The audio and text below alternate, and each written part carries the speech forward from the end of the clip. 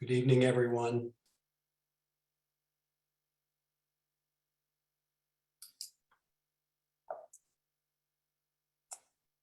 Again, good evening.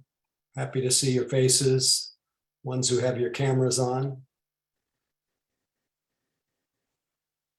Happy to have this time to take a sacred pause.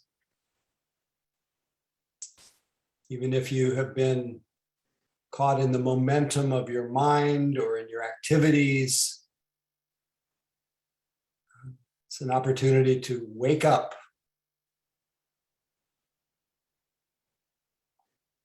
The whole idea is to wake up out of the delusion of our stories, notion of our solid self, all those notions. We put them aside, we empty our minds of the past and the imagined future and rest our attention in reality, living present. It's not easy to put in words, and that's why we let go of all our internal and external language for the purpose of awakening. Just draw our attention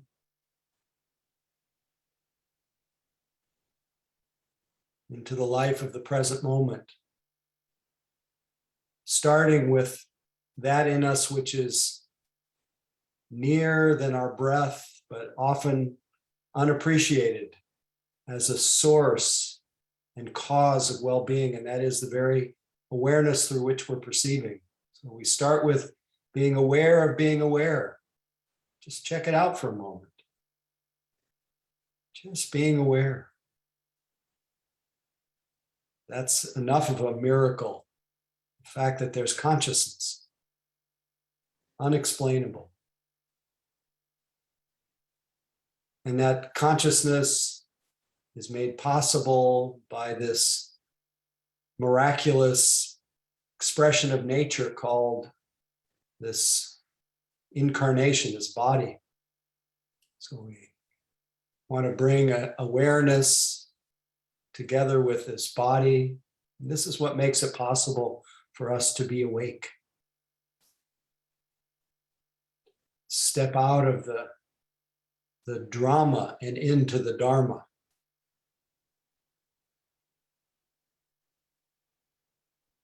So one of the sweetest ways to bring awareness together with the body is to let our eyes close softly and settle into as comfortable a posture, but upright, energetic as we can. When I say upright, the energy flows more smoothly when our posture is upright, but not strained. In fact, once we find a place of balance, we just let go, let everything drop. Let all our history drop to the floor. All our notions, all our plans, all our unsolved issues, we let them remain in the world of dreams in a way. And just locate ourselves here. Now that all the strain and tension of obsessing about what's next or what came before, once it drops to the floor a little bit, just faced with a sitting body and awareness that receives the sitting body in a completely non-judgmental way. It just knows, oh, this is the field of sensations that I call sitting. This is the contact point of my rear on the cushion or chair. This is the touch of my hands, my lips, my eyelids. Nothing extra, just these touch points. Just the feeling of the shape and the form of the sitting body. The feeling of aliveness. Life brought to utter simplicity. We lose this simplicity. We lose a balance for the tendency of our mind to complicate things, elaborate, proliferate. So here we get simple. We feel our body sitting. And once we're here, our body says, oh, thank you for noticing me. And as we take a little weather report, we notice that there's some tension, and we just open to make space for that tension. We feel vibrating. We get used to vibrating. We are, as part of our field of sensation, is vibration. That's the living quality. There's pressure, there's heaviness. We get used to it. And we sense the state of our heart, open, tight, resistant, strained. We make space for all of it.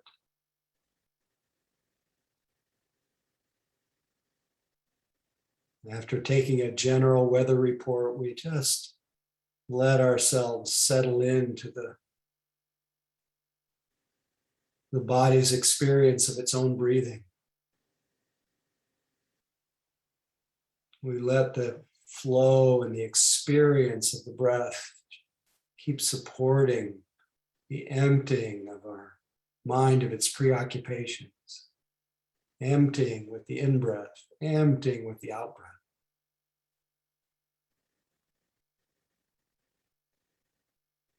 This is what allows us to feel the fullness of our life here, the only place we actually live. And everything else is imaginary. So just this moment, just this body breathing. We notice whether the breath is short or long or rough or smooth or deep or shallow. We make no effort to alter it in any way.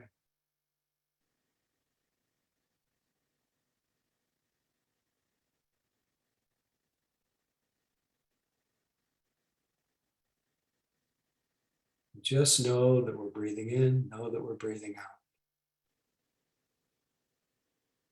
We let that be our home base, our primary anchor, place to return to. We also know when a sound calls our attention. We know when a mood comes and we let ourselves feel it. We know when thoughts come. We let them float through our mind without grasping, condemning.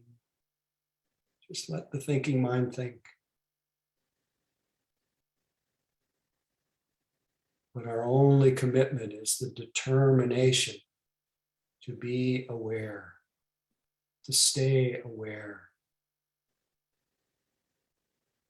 to stay mindful with clear comprehension of the presently arising experience.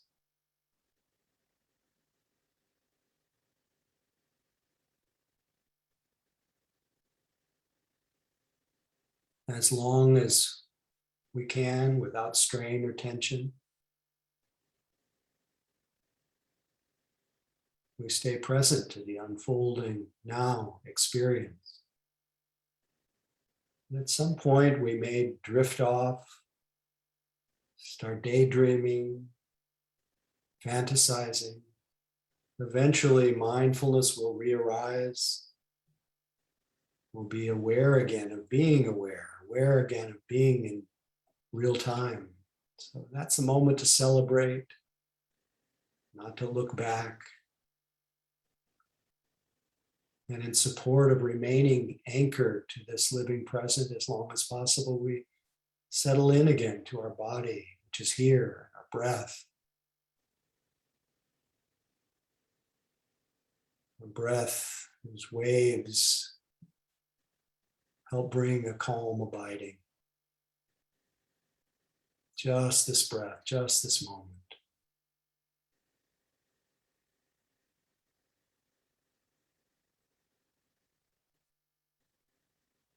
Remembering that the way of awakening goes nowhere.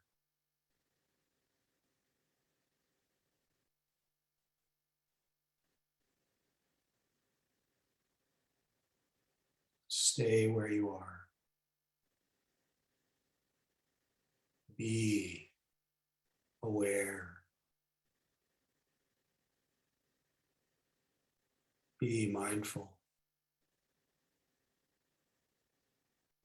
With a soft mind that's alert. A gentle attention, but also precise. Feeling the texture, present breath, or whatever it is that's being noticed. Just this.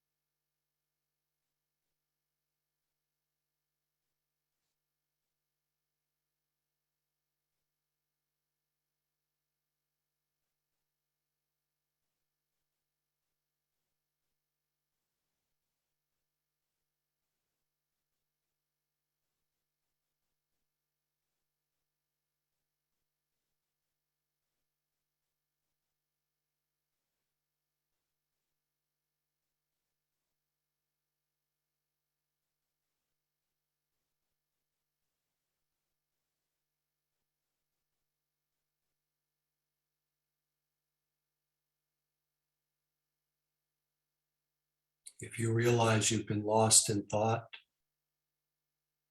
this is a moment of mindfulness, re-arising. Enjoy that waking up. Don't look back, no judgment. Take this opportunity to anchor the attention very kindly, putting the puppy back on the paper,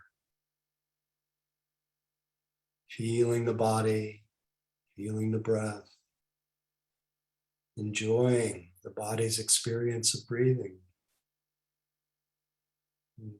Gently cultivating this non-contentious, non-interfering awareness of things just as they are.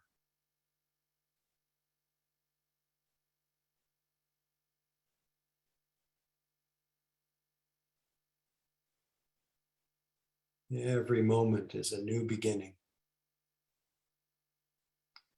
Fresh, open, empty. A field of creative possibilities. So plant the seed of mindful attention mixed with kindness. And this is how we make the world just this moment.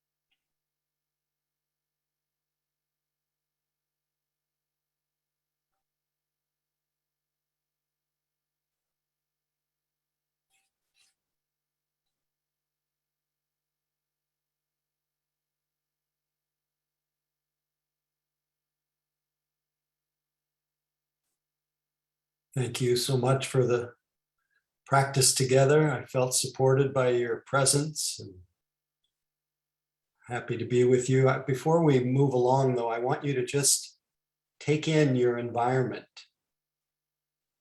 having in some way brush the dust of memory and confusion away a little bit, and just tune into the space you're in, maybe all the time, but perhaps you are seeing it this moment with fresh eyes.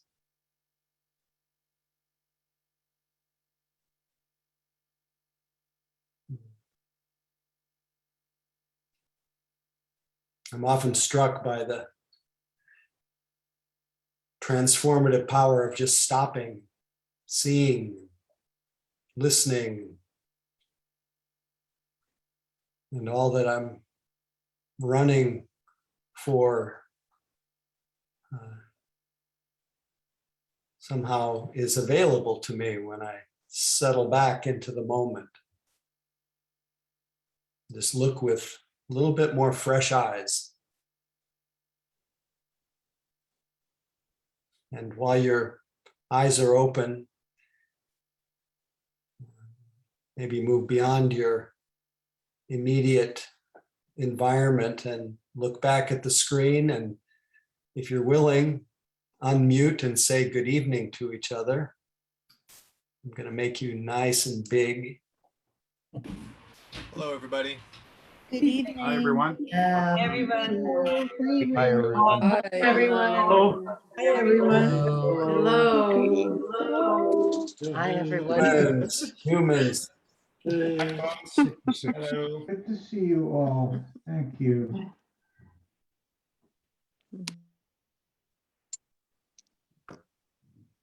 Great to see your smiling faces.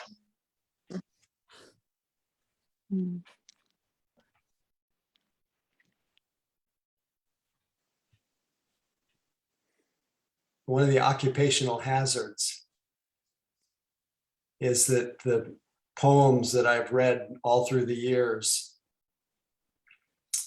having prepared talks and scanned books and thought about what I might want to talk about,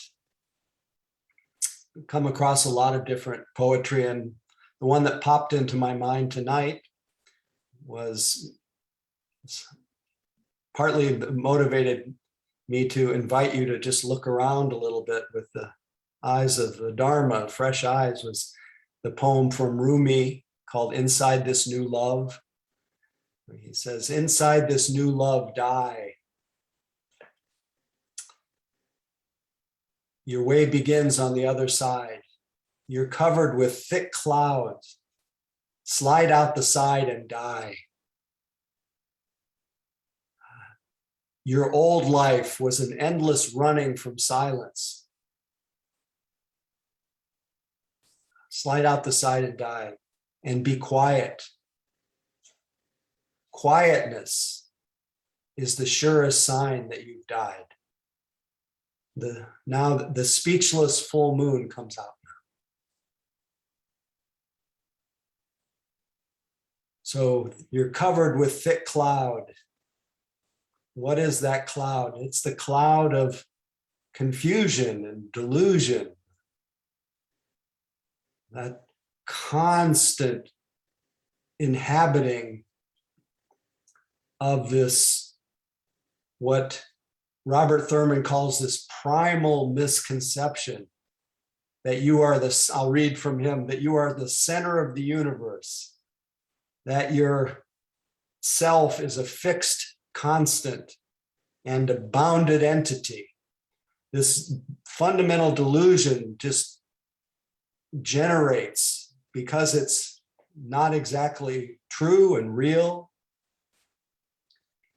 it generates a tension and an impossible task of trying to secure this constant self, which is not constant, which is constantly changing, trying to secure what cannot be secured, and the effort and the attempt and the amount of mental activity to secure that which is really a fabrication, a thought. Covers us with a thick cloud, and we're not able to see the brightness, the full moon of wisdom that is the very state of our mind. We just stop seeing the beauty in things, stop being able to take in the nourishment of being in the very space that we're in. And as I say that, I want to thank you, as always, for inviting us into your space, into your living room. This is the very unique thing about our present Sangha. This is not a Sangha this is not something we're just in temporarily, I think. This is it. This is not a rehearsal for real life. This is where we are now. So our living rooms have become the wider our temple. And this is the way Sanghas look right now. And who knows whether it will continue this way. But in meanwhile, I don't want to miss the temple that I'm in. And I find myself a lot saying, I'm really sick of this. I've had enough of this. I'm burning out. Maybe I shouldn't tell you all these things, but I have lots of reactive mind. And until I stop for a moment, until I make that accessible shift between just being carried on by the version of myself that's carried by the version of myself that's playing through my mind, that's dissatisfied, that's waiting for the end of times like this, that wants things to be other than the way they are, that's resistant, that's everything, and whatever it is, that whatever story of self that's brewing, when I can make that subtle shift from being caught and carried along in that to noticing it, oh, there's the mind doing reactive pattern. There's an afflictive emotion. There's the complaining mind. There's the planning mind. There's the remembering mind, how it was. There's the waiting mind till it's over. To be able to just see it as the mind's presently arising state of being. And then not just having a moment of mindfulness, but then also checking out, all of us checking out, what have I been missing here? And usually what I've been missing is this miraculous, I don't want to romanticize it, but it is miraculous, this body with its senses, and the fact that I'm conscious, and the fact that in many ways, if I don't consult my memory so much, or that story about what's wrong so much, I'm kind of, as my teacher in India, Punjaji, used to say, I'm neck deep in grace. I'm only lacking when I incarnate in the idea that I'm lacking. I never find the lack, the insufficiency. I never find any of it on present evidence. I have to consult my memory to find out that I'm not okay, or my imagination of who I am in time. But really right here in this very, what sometimes feels like a really tiresome office. And with you, I'm neck deep in grace. So I borrow from the poem about, look around. What's the guy's name? Who does the bugs in a bowl? Look around. We're all just bugs in a bowl all day, going around our bowl, climbing up the steep side, falling back down. head in our hands, cry, moan, feeling sorry for ourselves, or look around, see your fellow bugs, say, how you doing? Say, nice bowl.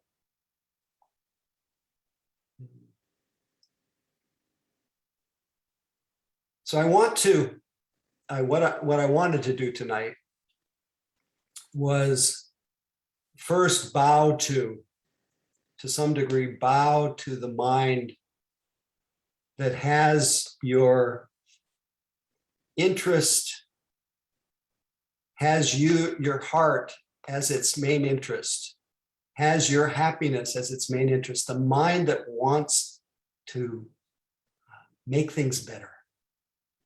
The mind that wants to, as I often speak about, the mind that wants to figure it out. The mind that wants to work out all the problems. Mind that wants to solve problems, to chew on things, to refine, to fix. Like all of us, to bow to that, what really is a maniacal mind, a compulsive mind, a mind urgent and struggling and straining to figure things out, to get it right. We want to, as much as we can, thank the figuring out mind for all that it has been doing to try to bring us relief, because that's its deepest purpose. As one of my favorite teachers, Nisargadatta, says, your flight from pain and your search for pleasure is a sign of love you bear for yourself. And he says, all I ask you is this: make love of yourself complete. Give yourself infinity, give yourself freedom, and realize that you're beyond all that torment in the mind. But to first understand that flight from pain, that search for pleasure, is a sign of love. So don't judge yourself for your mind that's maniacal, compulsive, always wanting things to be different than the way they are. Do you relate to that? Could you nod? Do any of you have one of those minds? Okay. So I'd like to suggest that there is a place in our lives for that mind that can actually, our rational mind that can do some good work at going through the pros and cons, and at least being under the illusion that it can make decisions and figure out what the right way is. It has some function, rational mind. But first, in order to really take advantage of whatever benefits there are to our rational mind, there are few conditions that are necessary to be able to use our rational mind wisely. And the first condition is to find within you, independent of circumstances. So when I say independent of circumstances, it means it's natural. In a sense, it's uncaused. Find within you some calm. And when I say the word calm, just notice for you what happens when you say the word calm to yourself. When you just say the word calm,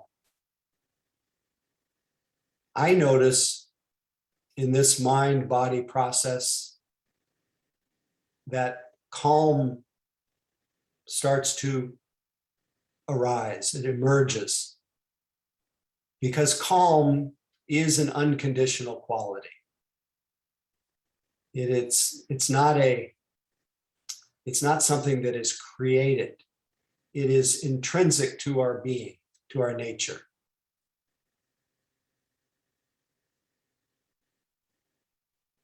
So before I can utilize my figuring out mind, my problem solving mind, I have to have the balance, which hopefully you felt a little of tonight. I have to have the balance of some calm.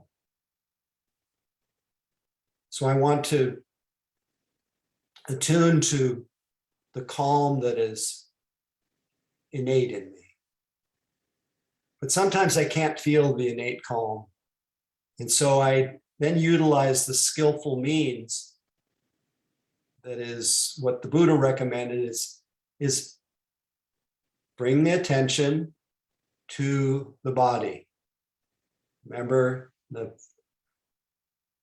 teaching in the Anguttara Nikaya, the numbered suttas of the Buddha says there's one thing, O monks, that leads to calm, that leads to a pleasant dwelling in this very life, that leads to the abandonment of the afflictive emotions, to clear comprehension, to the heart's release. What's that one thing? It's mindfulness directed to the body. So if you notice you're spinning out about anything, of course, the most important ingredient in all of this is there has to be attention. There has to be awareness. And that's something that you just have to get used to, having that quality of attention, knowing what you're doing when you're doing it, and especially knowing what's in your mind. Not just being lost in thought, noticing the thinking mind. Lost in reactivity, noticing this is reactivity. So mindfulness is the first ingredient. Then calm. And if can't find the calm that's always already, then we settle our mind into our body. So the moment you wake up in the morning, if you wake up into your to-do list, into that unsolved problem of your life, let it be the reminder of your love of being embodied. Bring your attention to the body. When mindfulness is directed to the body, according to the Buddha, body is calmed, mind is calm. The discursive thoughts are quieted.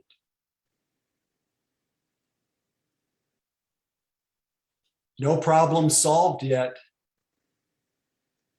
No answers yet, but the deepest answer that we're really looking for is calm, is quiet. That's what we're waiting for at the end of the rainbow. A little ah. Now it's really nice to know that the ah is available before all of our problems are figured out. That's a really relieving thing, that I don't have to wait until my life is fixed. I don't have to wait till the end of the pandemic to go, ah. I don't have to wait to see if I get the variant. I don't have to live in paranoia.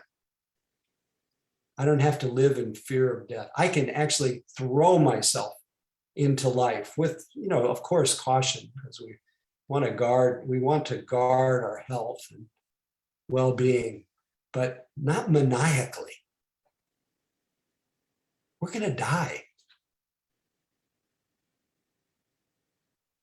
And while I'm at it, I'll just say, central to the Buddha's teaching is normalizing all the kinds of suffering that will show up in our lives. If you're born, leading cause of anicca dukkha, the suffering of things coming and going, change. That includes loss, that includes separation, everybody. The dukkha, just pain, dissatisfaction, envy, jealousy, all the garden variety sufferings that we can have, hunger, thirst. It's a given in life. And then sankhara dukkha. So there's anicca dukkha, dukkha, sankhara dukkha. If you don't have all these, sankhara dukkha is the dukkha of condition, of conditionality, of the effect that all of us are in by being part of a non-personal, non-separate relationship with everything. It is not possible to maintain that primal misconception that I am the center of the universe and a fixed, constant, a bounded entity apart from everything else. So I'm constantly being impinged upon. And sometimes that's very intense. There's dukkha in that impingement, being blown by the sea of circumstances. Or as one of my friends put he has his own version of the 3 kinds of dukkha. Number 1, some dukkha. Dukkha is suffering, that which is hard to bear, stress. Some dukkha is number 1, more dukkha is number 2, and 3 is too much dukkha. If you're born, there's too much. This world is so much dukkha. There's so much.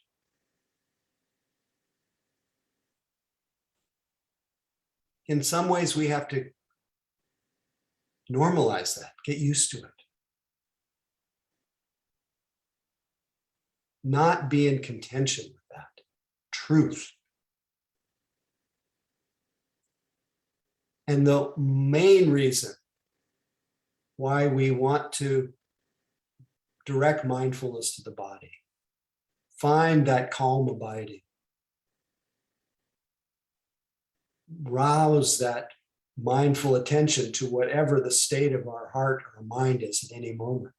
Why do we want to do that? Because we don't want to add any optional extra suffering to the dukkha or the stress that's there already, just because you were born into this world. You don't want to add 1 moment's extra. And in fact, you want to, I imagine you're not, I feel just really ordinary in this way. I don't want to add any stress to my life. If anything, I want to alleviate it. And alleviating it entirely through figuring things out just has never made anyone stress. It's never reduced anyone's stress. Unless that rational mind was balanced by calm, by embodiment, by having the consciousness as much centered in the heart of kindness as it is in the rational mind, the thinking mind. It's just entirely unreliable and unrealistic to think of answers.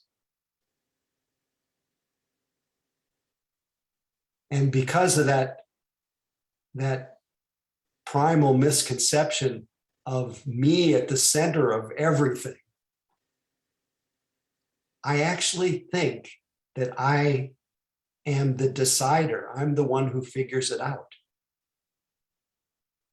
When if I really pay attention, many people have looked at this before, when attention is really brought on how decisions are made, how things are decided, decisions come through an intuition, through a moment, usually when there's an abeyance of any thinking. And decisions come. There's no one in there deciding. And as long as the decider is working things over, that decision, that intuition, the intuitive awareness is not able to function so well. So we've done the rational mind, rational attention, we haven't done so much intuitive in our lives. And it turns out that this intuitive, this more receptive, this more embodied awareness not only helps us function a little bit more skillfully in our daily lives and deal with all the uncertainties that show up, all the stresses.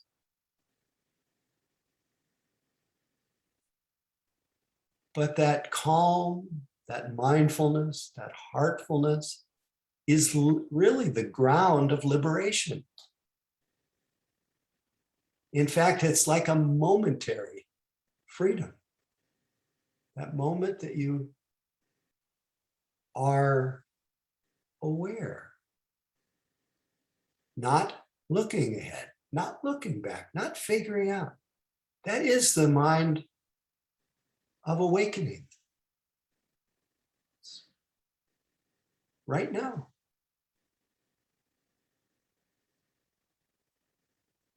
So whatever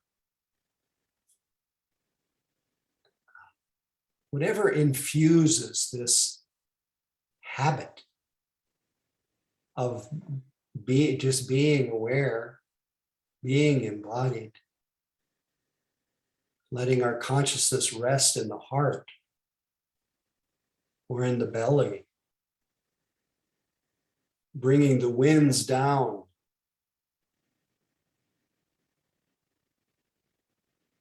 just letting go of knowing in that rational way that we usually depend on. Getting used to this in our life. It's both a means of awakening and it's awakening itself.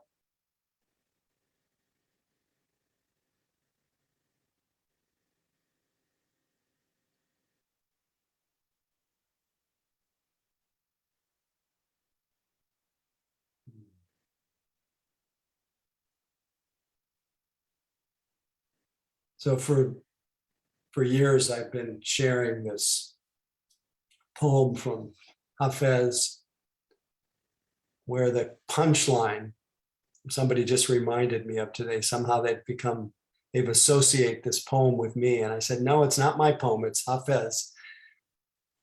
But the punchline in this poem is to learn, he says, learn to recognize the counterfeit coins that may give you a moment of pleasure. And there is some kind of pleasure there's some kind of delusion, but there's some kind of pleasure in trying to figure things out. There's sometimes pleasure associated with it. May give you a momentary pleasure. So he says, this is a counterfeit coin. Says, learn to recognize the counterfeit coins that may buy you just a moment of pleasure, but then drag you for days on end, like a broken man behind a farting camel.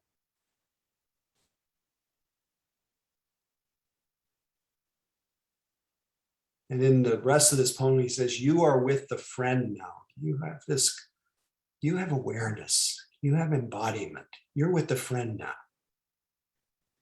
You can stay that way and even bloom. It says, keep squeezing drops of the sun from your dancing, your music, and the precious, and I'm just paraphrasing, precious sensations of this holy body. You're with the friend now. And when you are with the friend of awareness, the friend of embodiment, you look so much stronger. He says you can stay that way, even bloom. So to me, Tuesday night is a reminder, if you haven't thought about it all week long, it's a reminder that if we go with the world, with the stream of the world, we go with a lot of counterfeit coins that promise us a lot of pleasure, but then drag us for days on end like broken beings behind farting camels. and that we need to come back to our bodies. Come back to the calm that is innate in our being.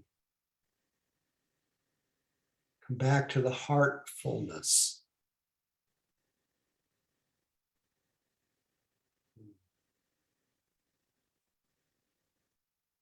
See, the greed, the mind of greed, of wanting, the mind of envy, the mind of that's often churning in reactivity, afflictive emotions. It's the enemy of our well-being. And even if with all this dukkha in our life,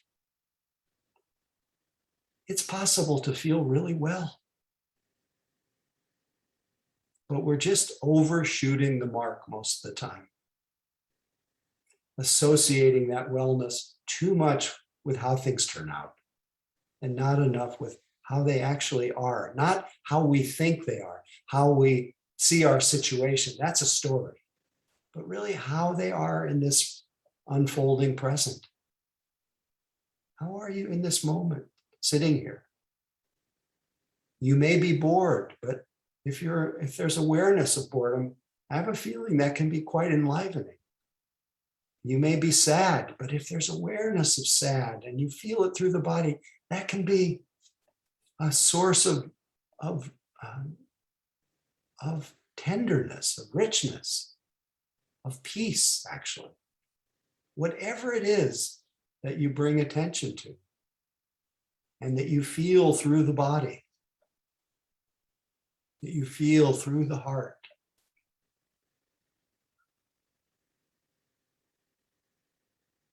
is what this is about. It's about seeing that primal delusion of self, and seeing those counterfeit coins wherever they present themselves in our mind. And use it all to remind us of the possibility at any moment to have peace, to have a sacred pause in the drama and a re-entering of the Dharma. So let's just hang in there for a moment, not looking back, not looking ahead.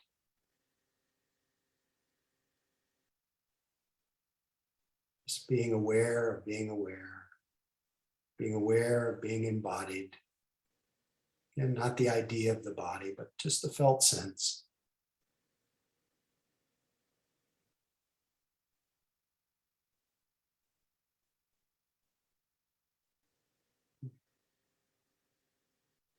Feel just the fact of being alive.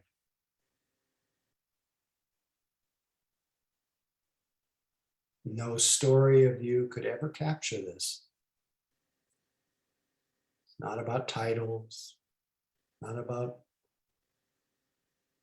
good, better, best, envy, comparing. It's just about the richness that you are.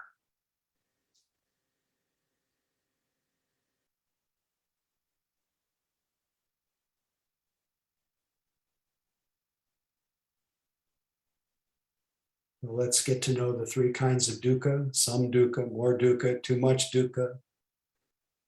Laugh, dance, and don't miss the very space that we're living in.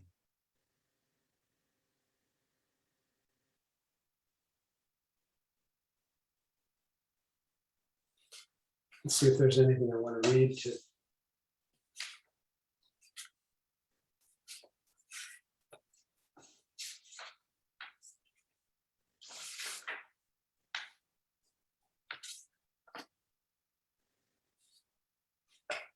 Well, this is a poem that's in some ways as much of a dying into life as it is to getting used to and leaning into dying itself. This is the poem that I read in that impromptu memorial that we did for Ivan Ginsberg's passing. And for those of you who didn't know that Yvonne Ginsburg, who's with us for many years as a teacher at Mission Dharma, passed away earlier in the summer. And I just went to her ashes, and some of you were there, but we scattered her ashes in a park in Mill Valley. And I was asked by her cousin to read the same poem again that I read. And I think I'll end tonight with this poem. It's from Jennifer Wellwood, and it's entitled On Meeting Death. But really, this is a teaching about living. Tonight, Pluto, with the crescent moon as my witness, I welcome you as my lover. If you have come to break down my door, see, I have opened it and wait here for you at its threshold. If you have come here to tear off my clothes, I have flung them aside already and stand naked, shivering gladly. If you have come to hurl me into the abyss, watch now as I release all false supports one by one and fall toward you in ecstasy. Hear this, Pluto, Lord of transformative fire. What you have come to take from me, I offer you. We all offer ourselves to this life and not miss it while we're busy making plans. So thanks for listening. If you don't mind sticking around a little bit, Mary will have a couple announcements. Mary is our anchor holding our community with grace, and here she is. Thank you, Howie. So there are several practice opportunities coming up. There is on Saturday, August 21st, we're going to have a half-day retreat called Awakening to the Four Noble Truths in Daily Life. That is online. And the link is here in the chat box. It's on the website and in the weekly reminder. And then Howie has 2 on-land retreats coming up at Spirit Rock, multi-day retreats. One is from September 13th to the 20th called Days of Awe, Rediscovering Our Humanity. And that's at Spirit Rock. And there's the link. And also Natural Radiance, the Freedom of Awareness in October, from October 20th to 27th. So I know I'm looking forward to going back to the land on Spirit Rock and having some extended practice periods. So these are wonderful opportunities to do that. And then just finally, just a word about Donna. Buddha talked about how there is joy in the intention of giving, there is joy in the act of giving, and there's joy in the remembrance of giving. And so really, so with your Donna offering, just take that moment to really sort of to feel that joy. Don't just make it an obligation, throwing it on your app and then you're done. Just really, it's a really opportunity just to sense into the goodness of Donna. So thank you very much for your generosity, and I'm handing it back to Howie. Okay, thank you, Mary, and thank all of you for being here and your support in advance, and also just an encouragement to sign up for the half day. I'm already getting excited just knowing that these 45 minutes, the way the shape and the texture of my immediate space is affected by just being with you in this context. Just think of it over 4 hours and sitting and walking, and it's a short period, but you can really sink in a little bit more and feel that sense of calm and embodiment and that heartfulness. It just is there for us for the taking. So come to the half day, and I'll look forward to seeing you all. And thanks again for your practice. And please feel free to unmute and say good night to each other. And